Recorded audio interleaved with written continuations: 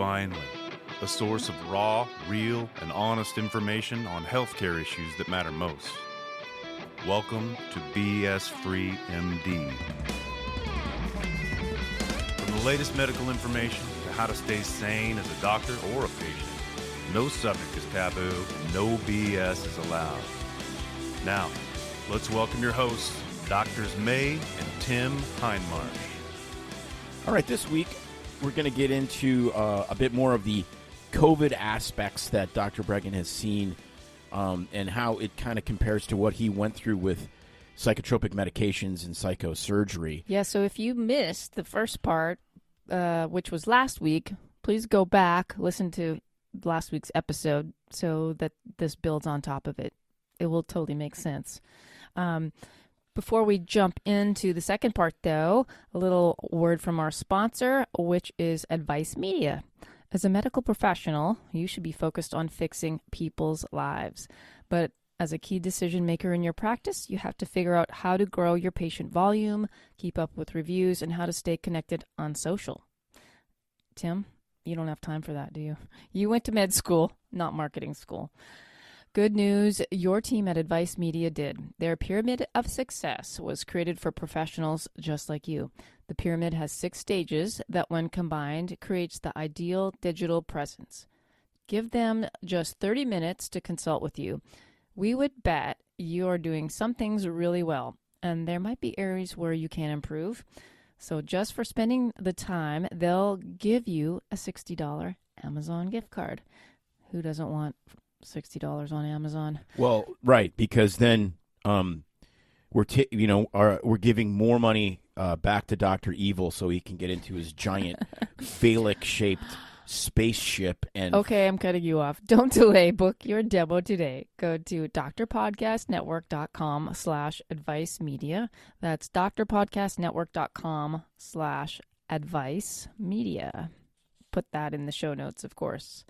All right, a brief little bio again on Dr. Breggin if you didn't listen last week, which I'm telling you, go back and listen now. Go back and listen! He is a Harvard-trained psychiatrist and former consultant at NIMH, which is the National Institute of Mental Health, and for the FAA.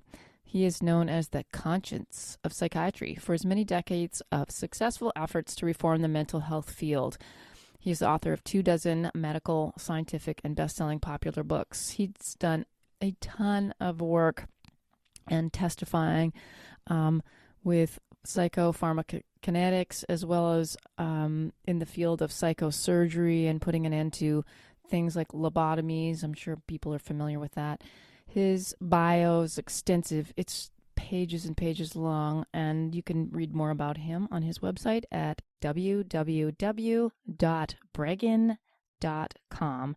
That's BREGGIN.com. And now, picking up where we left off, here is Dr. Breggin. Let me give you an overview of what we're talking about, because it's much, much deeper than we've yet gone.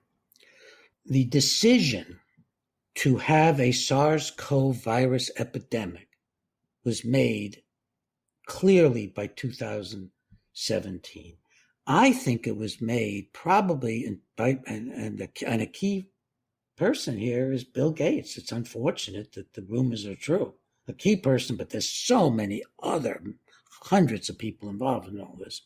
And I'll give you a bunch of names, and the book has a ton of information and detail. Because in 2017, you have like 5 different things happen, culminating in something you mentioned, which is that Johns Hopkins held didn't hold, that was 220, but the end of 219. But way back 2017, they write a book, and the book is read by university people and approved. I mean, it's a bizarre situation in which they say that a SARS-CoV virus is going to assault the world. There's going to be a lot of resistance. We have to learn how to stop the resistance, to handle the complaints, and get everybody vaccinated. That's basically the theme. Now, earlier in 2017, and I'm going to go backward, mid-2017, well, going back earlier,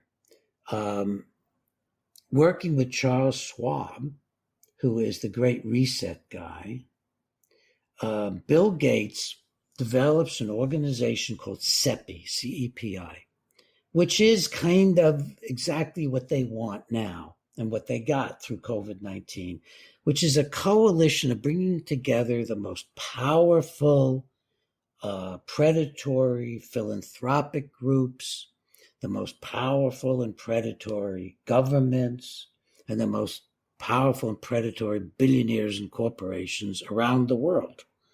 So right away, Gates and Fauci, they're working early on with Wellcome Trust, which is one of the biggest health philanthropic funded by the drug companies, by the Wellcome people.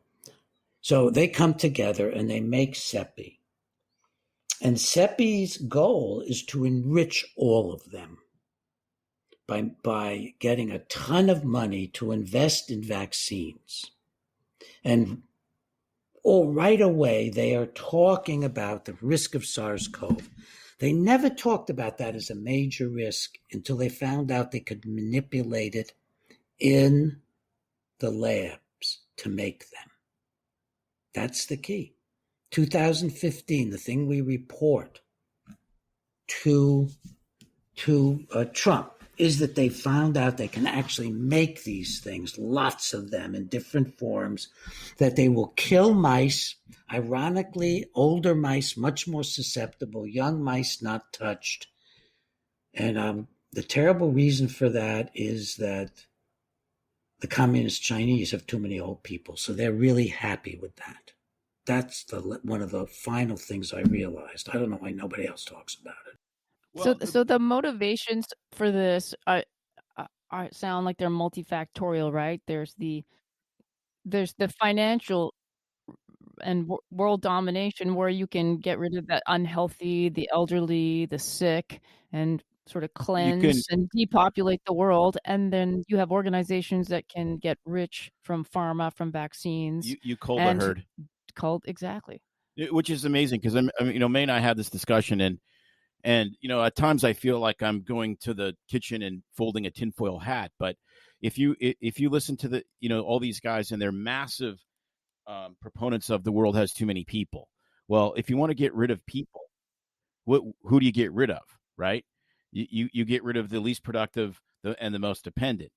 And who's ever heard of a virus, like a lethal virus that basically only kills old people? There's been, as of the 24th of June, there was 324 total fatalities in children 0 to 17. I mean, this spares children and kills old people. Those were probably fake fatalities, because they inflate at every age. The fatalities are overinflated. But let me jump in, because I want to get in the whole story. We're still just diving. And the book has the whole story, folks. As I said, you can get it today. You could have it in 5 minutes. If you're computing, you can have it in 2 minutes. You can get the manuscript. So we're looking at all this, and there's something very odd going on, and it gets very odd during the Trump administration. All of a sudden, everybody in the world is attacking Donald Trump. And the billionaires and the corporations are holding conferences. Some are with Fauci running them. That's the World Economic Forum. And some of them are with Michael Bloomberg. He's got his own forum. And they are inviting the president of China. They're involving the communists before and during Trump's ascendancy. And what are they saying? They're saying the biggest threat to globalism. They call it globalism. I call it global predation or global predators, global exploitation. They call it globalism. They're outright. The biggest threat to globalism is Donald Trump and the mere existence of an America First democracy. Just like a Germany First democracy or a Britain First democracy, if it's patriotic, won't go along with globalism. And of course, England started to pull out. There's this wave, this potential terrifying wave of all the consolidation of the world they've been working toward is coming apart. And no one expected Trump's coming to power. And I think that resulted in a very last-minute decision for the release, which was probably sooner than they really wanted. Now, there's a whole bunch of stuff that ties together here. And by the way, I don't think this way normally. I'm a man who's testified in court over 100 times. You have to be grounded to do that, really grounded. I've published 70 medical, scientific papers. You got to be grounded. You can't get away with it. In my criticisms of psychiatry, they never even bring up my ideas, my psychiatric ideas in court, because they're so grounded in science and in human nature and evolution, who we really are. So we start to look deeper. And the most startling discovery we make, which began with why would Fauci fund the Chinese communists, was that every single global predator we could identify was tied to China, not to U.S. in their minds. So I'll go down that list. And by the way, everything that these investments that all these people are making in China are in the Chinese Communist Party. They are the sole benefactor. Nobody else benefits in China. Chinese Communist Party. And they have a military-civil fusion. So all corporate life is under the military. It's called a military-civil fusion. And there's a concept called unrestricted warfare, which is if it wins, it's ethical, and we should do it, and it's best not to fight openly. And that's what this whole COVID-19 is about from the viewpoint of the communists. So who are the people? All the top U.S. billionaires have heavily invested in China, except Larry Ellison is not. He was number 4. This list I'm using is from the start of COVID-19. It's changed a little now. Elon Musk has jumped to the top. But at the beginning, it was Jeff Bezos at the top, Bill and Melinda Gates, and Warren Buffett. Very few people know that Warren Buffett and Bill were partners. So this whole thing is coming from, at the time, the number 2 and number 3 richest people in the world. Multiple billions. Larry Ellison was 4, Zuckerberg, Facebook, the Waltons and Walmart, that great American company, now is terribly deeply invested in China. And during 2020, invested a lot of money in Wuhan with new businesses in Wuhan. Steve Ballmer at Microsoft, Larry Page. Bloomberg is number 11. New Economic Forum, Bloomberg's meeting. In 2020, Bloomberg holds a virtual conference. The co-sponsor is a Chinese Communist Front group. A main speaker is the vice president of China. The head of China, Xi Jinping, is honored and shown in smiling pictures.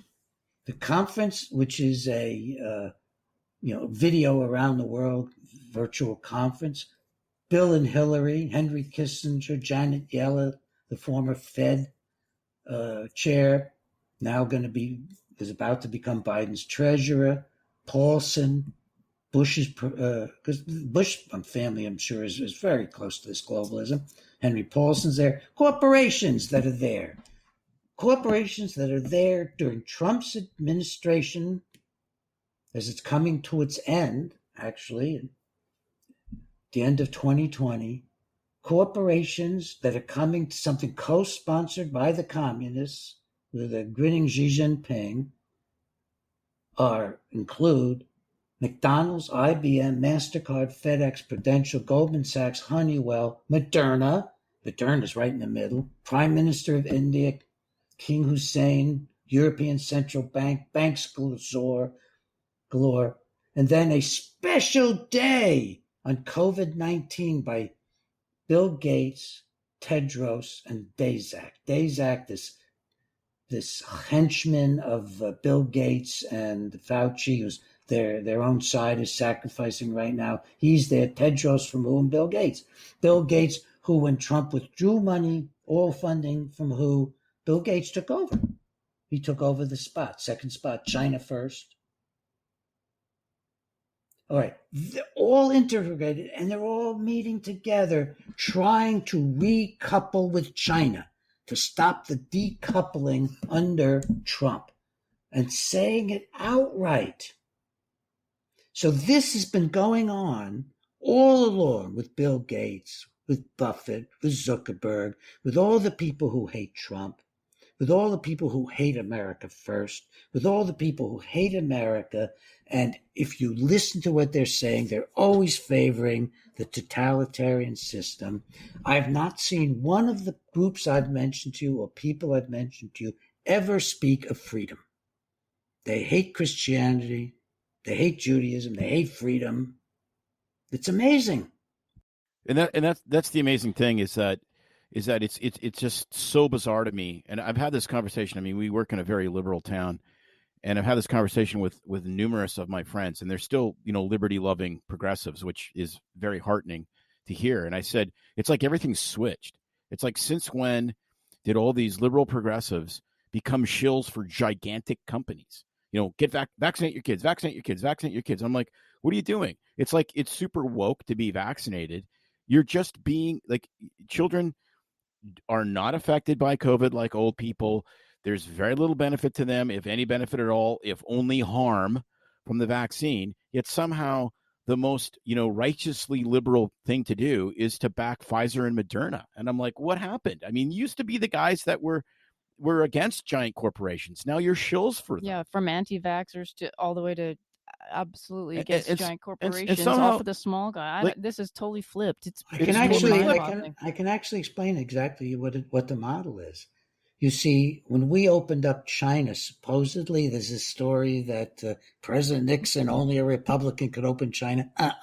The more I've read about it, China opened Nixon. They planned this. They got ready for it. They wanted to get into the capitalist system and develop a capitalism which was communist. That's predatory capitalism. And that model makes total sense. All these corporations are using now. They're all predatory capitalists, and they're all working with the Chinese communists. No, because not to be too vulgar, but I mean, let's be honest.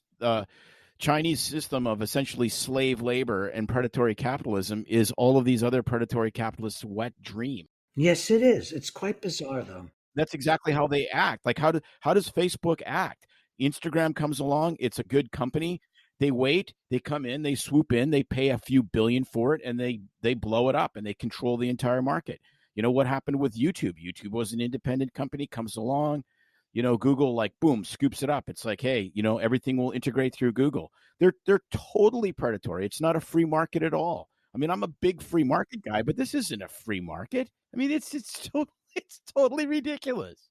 No, and the big companies have never been free market. You go all the way back to the time of Adam Smith when he's writing the seminal book, right? Exactly at the moment of the American Revolution. He knew Benjamin Franklin, seminal book on free enterprise and how God's hand somehow made it work out when people pursued their own self-interest and so on.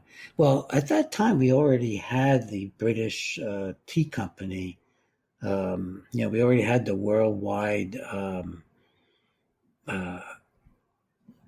empire of capitalist empire. And I think that what we have to face, and I don't have an easy solution, but I think the founders had the best system. That's been so corrupted. But when human beings become very powerful in large groups, they no longer have any or almost no concern about their effects on distant people. They almost don't exist. We grew up as human beings in evolution for hundreds and thousands. We could track it back a couple million years to being little things standing on two legs and living in a tree with the family. We grew up to protect and nurture each other. That's the power of humanity. And humanity's power is that from very early on, we took care of each other and we fought together. So we literally have 400 years ago, a skeleton that was of a mammoth torn apart by humans attacking it with sharpened sticks. And you only do that if you just are people really take care of each other, watch each other's backs, nurture each other. The women are going out in the fields, risking their life, not in fields, but into the forests and into the brambles and not hunting, but collecting, facing animals. I'll bet some of them were carrying spears. Maybe there was a male guard with them. We have no idea about that. I've not seen that. He'd go off and everybody took care of each other. When they killed an animal, they brought it back. It went first to your own family, the people closest, and then you spread it to the extended family, your nuclear family, and you spread out the food. It wasn't communism. It was individuals working together without any superior power telling them what to do and acting out of affiliation. All of that seems to be crushed once you get beyond the family store where you know everybody in the village. I could not believe the corruption I found. I actually went inside drug companies, Johnson and Johnson, as a medical expert. Eli Lilly, I didn't mention all that to you. I've been up against these companies very directly, been attacked very directly by them, and the corruption inside's unbelievable. And what they will do to stop opponents is unbelievable. It has nothing to do with free enterprise. It's not. It's just another form of totalitarianism, of abuse. And I don't know what to do about it. I mean, how do we get back to having units of the size where people will care about their effects on other people? That's the big question. You know, we have all this. This is all unraveling. We have this information that we can gather, but what do we do? How do we change? Well, I mean, I think it comes How do we down. fight I think a back? lot of it comes down to kind of, it's your individual decisions. I mean, I see what's happening. Just we're generalists. We're family doctors, and we've worked in corporate medicine for a long time, and you just see how completely different it is than we started. Yes. I mean, we started with a small business. A few doctors got together. It was, every meeting was, everyone was there. Everyone had a vested interest in making it work. And eventually it just gets driftier and driftier until, there's a guy that you've never met that lives 4 states away that essentially decides how you practice medicine. And then to make it worse, they get in this mutually beneficial relationship with regulators where they're scratching each other's back. And now if you, Peter Breggin, come in with a hangnail and I haven't seen you in 6 months, I'm mandated to ask you if you feel safe at home because obviously, Ginger's beating you up, and how many drinks you have. Do you feel that, screen you for depression, do all this nonsense that has nothing to do with why you're there and just destroys the relationship, the therapeutic relationship. It's like I came in with a hangnail. I think my finger's infected and I might need antibiotics. I mean, it's so bizarre. And this is just in the 30 years that we've done this. It's just, you corporatize this stuff and it is absolutely what you said. It is dehumanizing. That is the bottom line. Yeah. Yeah, very, very, very much so.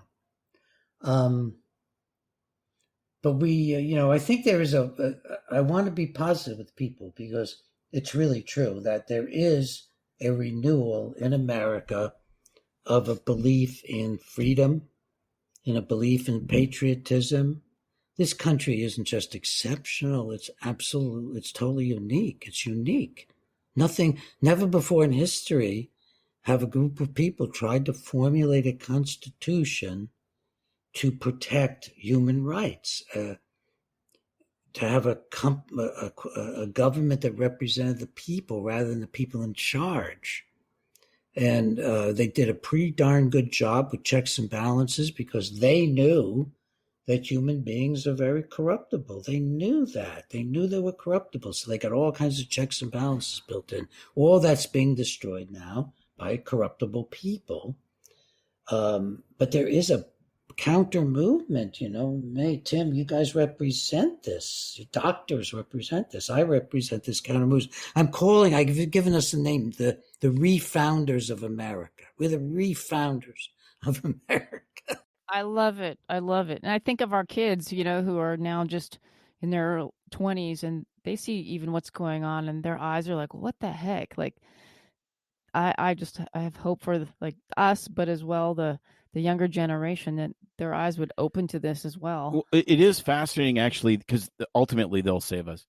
Our kids don't think exactly like us, which is good. We never trained them to to do that, and so I see it as a sign of success.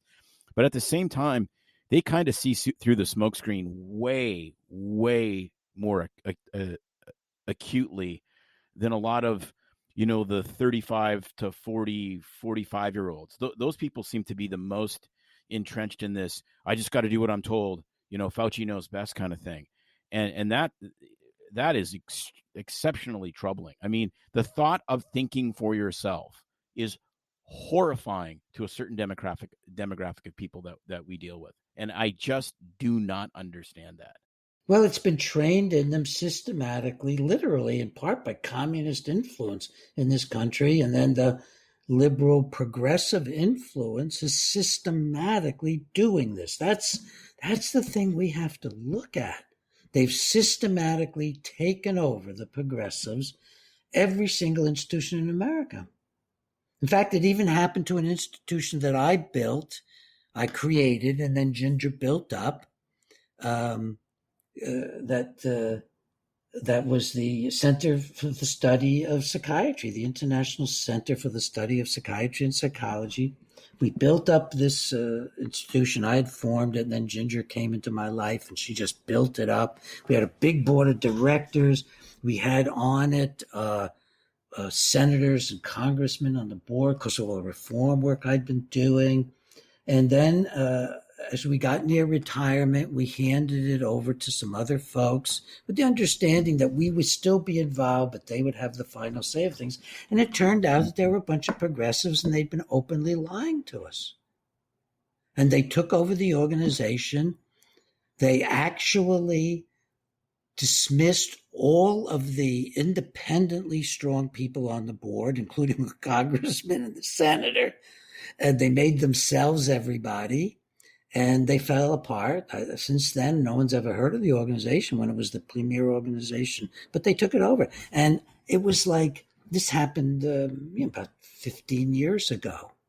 And they tried to use the name of the organization for purposes we thought were evil. And we sued them for the name of the corporation, for the especially for its internet name, the and ICSPP, the International Center for the Study of Psychiatry and Psychology, ICSPP, and Ginger, being one of the smartest human beings on earth, gave our lawyers a very good way of doing it. I won't tell you everything she did, but one thing she did was to say that's Dr. Breggin's brand. If you hunt up on Google, back in those days, 15 years ago, ICSPP or the International Center, Dr. Breggin's name comes up several 100,000 times, and every other person associated with the organization comes up no more than 25 or 30, and most of them none, hardly. And we won. We won the legal case, and we took their website away from them and built a new one. So, but this was what the progressives do. See, they don't build anything of their own. They take over existing institutions. They have almost no creativity. It's easier that way. Just wait for someone else to build the infrastructure, swoop in, claim it, modify it. And this has now happened everywhere. We must organize together to build independent institutions in America. There's going to be no way around it. Harvard will never be conservative, God-fearing, patriotic, or constitutional. Johns Hopkins, both those places, their schools of health, public health, have been right in there with the communists, as close as they can possibly get. And I mean, I documented in the book. I mean, Harvard was founded in collaboration with the communists. I couldn't believe it. The School of Public Health. I thought, my God, Peter, how'd you find this? Oh, it's in their history. Why didn't anybody else find this? They're boasting about it, their history. See, when you just start looking. So, I mean, this is what we're facing. We need our own newspapers, our own organizations, our own medical society. I don't know if you guys know about the Association of American Physicians and Surgeons. It's a largely Christian group. I'm Jewish. Yes, it's a wonderful group. I belong to it. We need to build our own colleges. We need to build our own, above all things, our own social media, our own television. And a lot of that is going on. And most of the television we're building on the right still, for example, won't adopt this model I'm giving them. People say, a number of people who appear on them regularly say, listen, you really want to know what's going on, the whole story, read Peter Breggin's book, have Peter Breggin on. And they tell this to the top people, and they know they're not ready for this yet because they probably got a lot of ads from the pharmaceutical industry. So how far are they willing to go, No, and that's exactly it. I think ultimately when you do have your own social media, and it's really hard to rebuild these infrastructures, but when people get the taste of freedom, it's different. I love the Rand Paul experiment where he's like, just give Detroit to the libertarians and see what happens. Just give us one county and see who wants to live there. See how much more successful it becomes. See, we're going to have to take over, though. I mean, that's the difference. Rand, nobody's going to give you a damn thing. I mean, we have got to be much more aggressive, I think, than Rand is in a lot of ways, or his father. I was a very active libertarian. There was discussion of my running for vice president on a libertarian ticket. Thinking, what was it? Oh my God, this is so long ago. There's still time. Put the cherry on top of your career with that one. No, I'm not really a libertarian, and I don't work well politically in organizations because I'm a truth teller. I mean, I have to be outside. Yeah, I'm with you. I totally agree. And the libertarians, they don't respect affiliation enough. The Ayn Rand basis of libertarianism, Murray Rothbard, a lot of those people, they had no concept of love and affiliation, and hence no concepts of tradition or spirituality or God. And without that, you can't hold a free society together. It just becomes horribly corrupt and people take it over. No, exactly. That was always my contention with Ayn Rand's stuff, which was, it was the characters were always hyper moral but spiritually devoid, and I'm like, well, those two things don't work together. I mean, that doesn't work. And so I mean that was always my contention. I sure like the fact though that I work for myself, and the mutual exchange of mutually beneficial trade just seems to be something that nobody understands anymore. Yeah. But yeah. At any rate, this has just been spectacular. Honestly, really, this has been surprising in some respects. It is hard, and I'm glad we spent more time, because it can be hard to kind of get into this, because at first blush you're like, okay, it's a conspiracy theory, it's tinfoil hat stuff, it's et cetera, but actually when you break this down and you go, okay, no, it's predatory business practices, which has been going on forever, with now companies that are massively gigantic because of what that's right, the information superhighway, the internet and so forth has happened, it has allowed. And so they're protecting their biggest and potentially biggest market, which is China. And the only way they get entry into that market is through the Chinese Communist Party. So it all sort of makes sense. Yeah. It's not just Bilderberger stuff and there's one, henchman that's trying to take over the world. They're working together to try to, maintain their markets and their market share and all the rest of this, which at on first blush may seem like, being a good businessman. But when you look at who they're getting in bed with, when you look at the organ harvesting of Christians and Uyghur Muslims and Buddhists and, companies like Nike using slave labor, and it's just tone deaf. The United States is a super racist country is the message you get from the left, yet no one's saying a darn thing about the fact that there's, organ harvesting going on in China. Somehow China's good and we're bad. I mean, we're not perfect by any means, but I haven't seen a slave labor camp in the United States anywhere. That's right.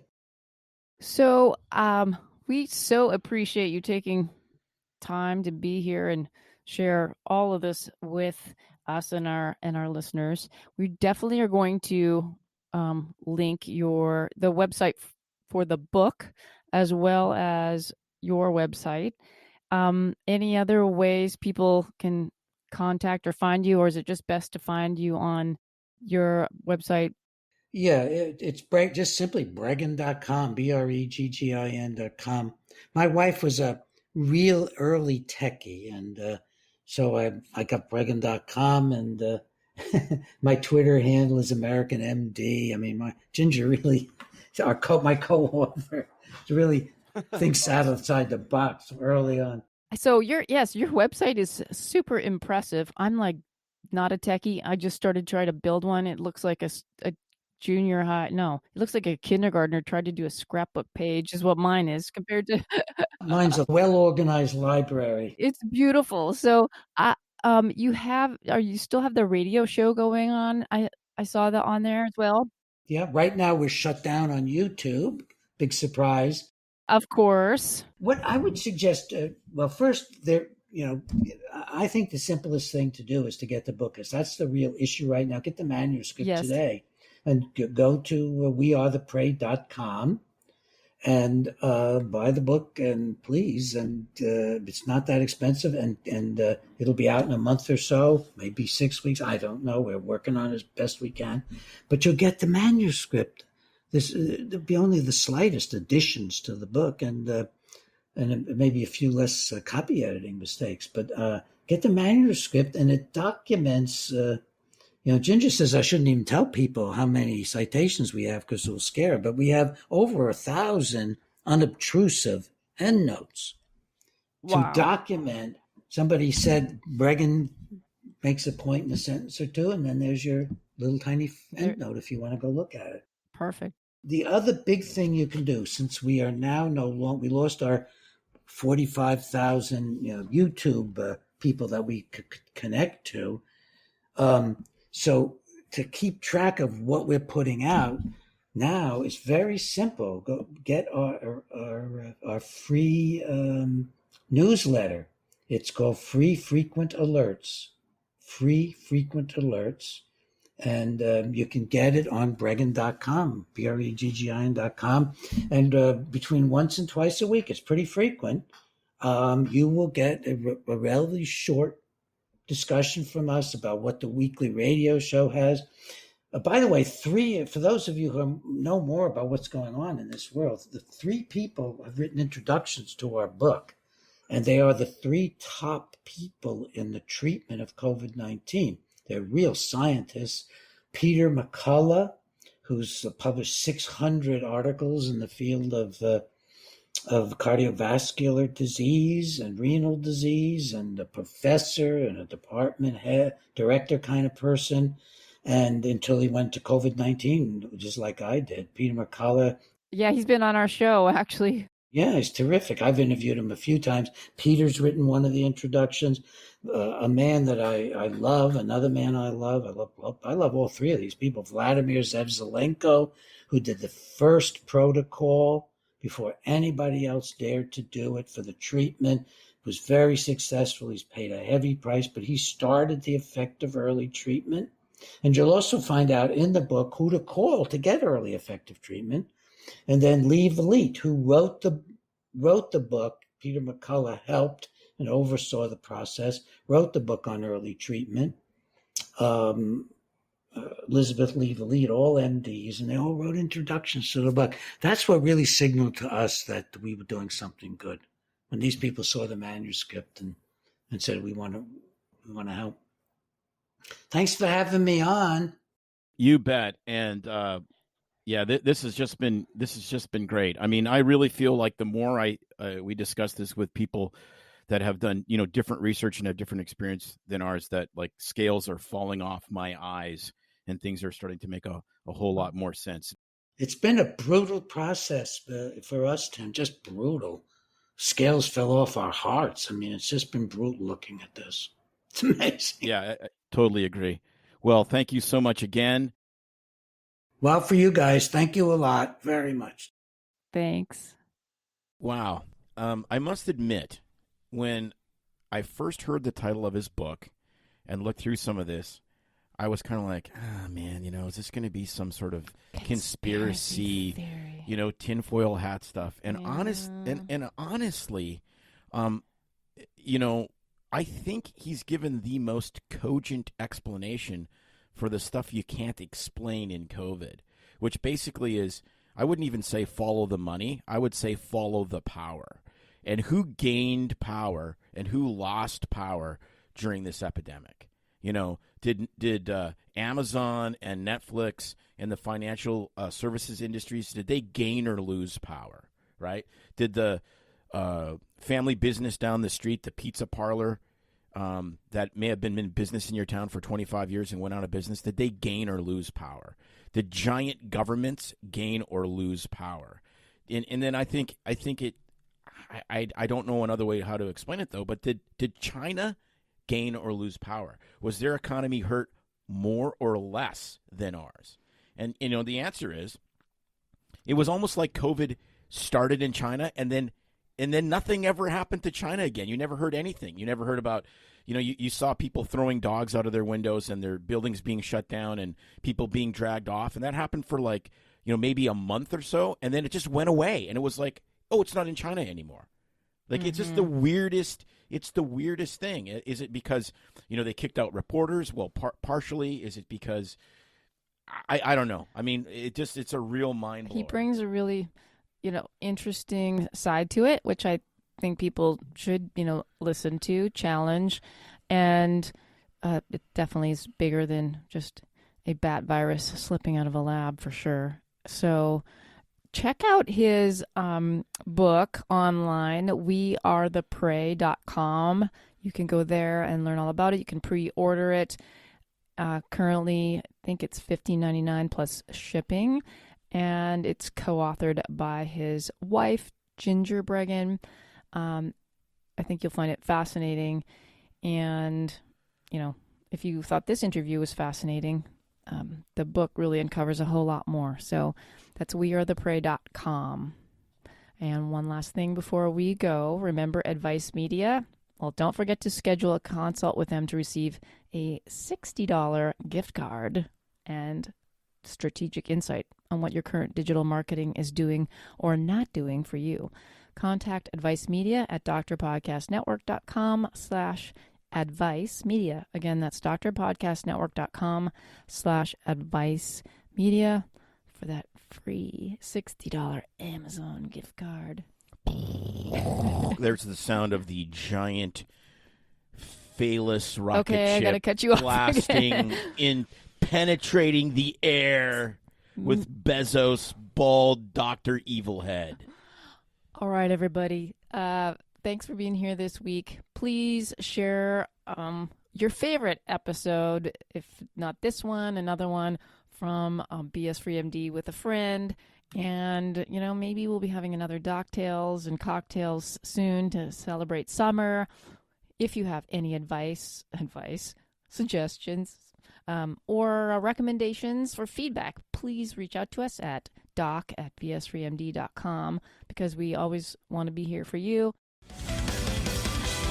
It's no secret that medicine is a bit uptight. That's why Tim and I created BS Free MD, to mix things up a little and have fun in the process. Besides, we are having these exact same discussions all the time, so we thought we might as well invite everyone to the party. If you really like us, you can get plenty more and maybe see one of Tim's cool tattoos on our Instagram or Facebook pages at BS Free MD. See you next time.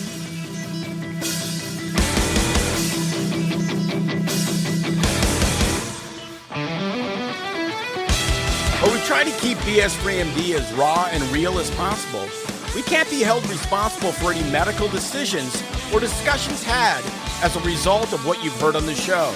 We know, bummer. But the truth is, we really do care about your questions. So feel free to reach out to us by email at doc@bsfreemd.com.